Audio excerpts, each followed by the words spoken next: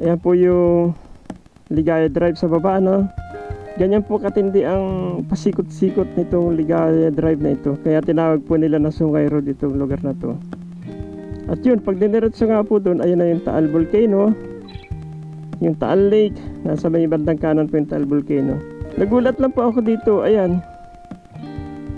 Dumaan po tayo kanina dyan, ano, kung napansin nyo. Pero hindi ko ini-expect na may magandang establishmento pala dito. May magandang building, ayan, oh. Ayan, napakaganda po. Comment down below na lang po yung nakakaalam dito sa lugar na to. Ayan.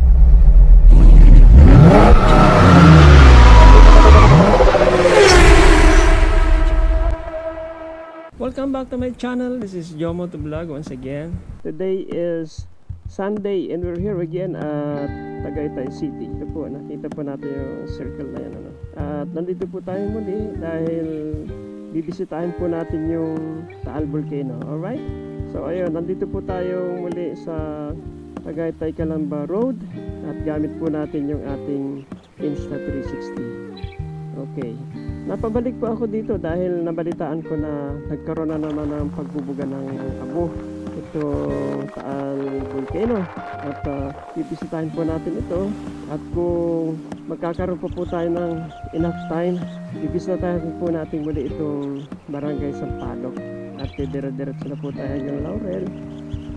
At pagdating po natin sa Laurel, titingnan po natin ulit yung putol na tulay doon. Titingnan natin kung may nagawa ng action yung local government, paano tatawid yung mga tao. At siyempre po nasa Barangay Bugaan po yun, ano. At siyempre dire-diretso na rin tayo sa Barangay Gulod at Barangay Buso-Buso. Check po natin at bibigyan ko kayo ng update kung ano na yung kalagayan doon at kung makakatawid na, kasi nung huling bisita po natin doon ay sarado pa po, hindi pa makadiretso ng Agoncillo. Okay, so ngayon nandito po tayo sa Tagaytay Calamba Road at makikita po natin ang ganda ng daan dito, no? Napakaganda po talaga ng view. Ayan, kita po natin yan sa gawing kaliwa. At siyempre po dito sa gawing kanan yan yung Taal Lake na nasa gitna po naman yung Taal Volcano. At napakaganda po dito. Sa susunod po, diretso po tayo dito sa susunod sa papuntang People's Park at tatagos tayo sa Calamba para maibigay ko sa inyo yung view naman ng bagong tulay doon. Pero this time dito po muna tayo muli dadaan sa may Ligaya Drive or sa tinatawag po nila na Sungay Road, ano. Gamit po natin ngayon yung Insta360 at napakaganda ng view dito. Ayan, kung napapansin nyo, napakaganda. Ayan, maganda po ng view dito sa kanan, ano. Ayan, nag-enjoy po tayo bumalik-balik dito kasi napakaganda ng lugar na to, itong Tagaytay. Kahit pa sabihin nila na nakakatakot dahil pag sumabog yung Taal Volcano ay maapektuhan talaga tayo dito, yung mga, lalo na po yung mga residente, maapektuhan po talaga. Okay, so this time medyo malapit-lapit na po tayo dun sa tinatawag na Ligaya Drive or Sungay Road.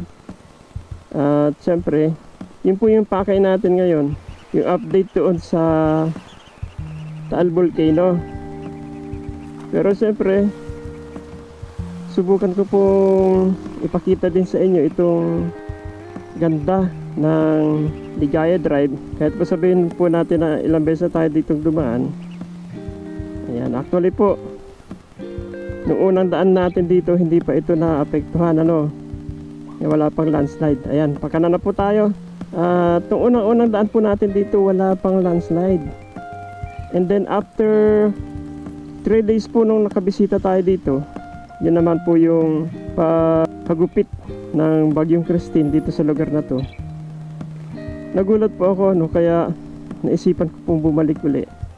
So ngayon nakakaisang buwan na po mahigit mula nung nanalanta dito ang Bagyong si Christine.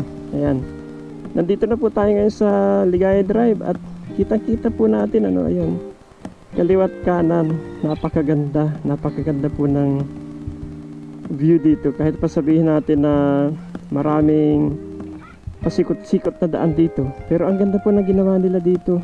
Kaya nag-enjoy po tayong bumalik-balik dito sa lugar na to dahil napakaganda talaga. Hindi ko po maiwasan ang sarili ko na bumalik dito dahil sa ganda po ng mga tanawin. At saka itong building na to sa kanan, itong pagkakagawa ng pader, napakaganda, parang perfect yung pagkaka-round niya, oh. Ayan po, oh. Hindi ko pa alam kung anong establishmento ito, pero doon po sa mga nakakaalam, paki-comment down na lang po, Ayan. Kaya kinuhanan po natin ng drone shot yan. Ito. Ayan po yung Ligaya Drive sa baba, Dire-diretso na po yan. At pag diniretso po yan, papunta doon. Yan. Ganyan po katindi. Ganyan po katindi ang pasikot-sikot nitong Ligaya Drive na ito. Kaya tinawag po nila na Sungay Road itong lugar na to. At yun, pag diniretso nga po doon, ayun na yung Taal Volcano, yung Taal Lake, nasa may bandang kanan po yung Taal Volcano. At ito po, balikan natin ito, nagulat lang po ako dito, ayan. Dumaan po tayo kanina dyan, kung napansin nyo. Pero hindi ko ini-expect na may magandang establishmento pala dito. May magandang building, ayan, Ayan, napakaganda po. Comment down below na lang po yung nakakaalam dito sa lugar na to. Yan, sa building na to. At hindi ko na po masyadong pinababa at pinalapit yung drone doon kasi baka mapagalitan tayo na may-ari. Yan, ayan po yung Sungay Road, yung Ligaya Drive. Diyan sa baba. Ayan, nandyan po tayo kanina. Yun yung paikot na yun. Nandyan po tayo kanina. Humanap lang po ako ng mapaparadahan kanina dyan para mapalipad itong drone. Diba? Napakaganda po ng building na to. Yan, Hindi ko po ina-expect na ganito pala yung top view nito, yung aerial view. Itong building na to. Kala ko basta lang yan. Basta pader lang. Pero parang ginagawa pa po itong portion na to. Parang ginagawa pa. Okay. So once again guys, please comment down below doon po sa nakakaalam nitong building na to. At ayan po yung sitwasyon dyan sa baba. Ayan, mangilan-ngilan lang po yung mga dumadaan. Ayan, pero napakaganda po. Balik na po tayo dito sa baba. At katulad nga po ng nabanggit ko kanina, ito lang po yung part 1 ng ating ride dito ngayong Sunday. Going to Talisay and Agoncillo. If we can have enough time, we're going to go cross the border of the Barangay Buso-Buso, Laurel up to Agoncillo. At ibibigay po sa inyo dyan yung update kapag nakarating na tayo doon.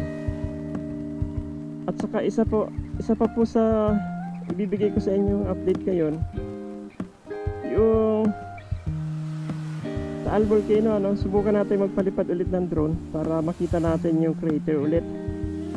Dahil nung nagpunta po tayo doon, hindi naman siya masyadong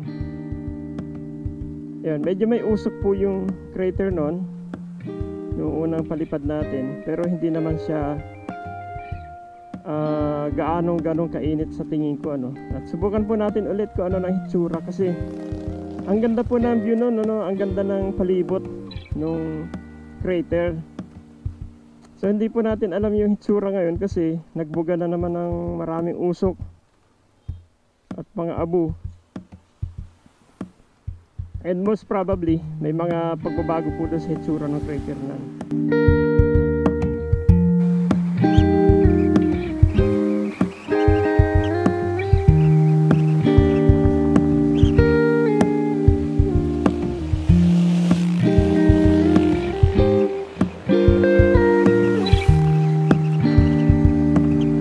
Welcome to Talisay.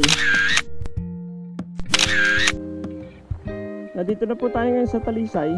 At katulad nga po na nabanggit ko sa inyo kanina, part 1 lang po ito at yung part 2 gagawa pa po tayo ng part 2 kasi masyadong haba kung didiretso natin ito. So promise ko po sa inyo yan, i-upload natin yung part 2 nitong ating ride na ito.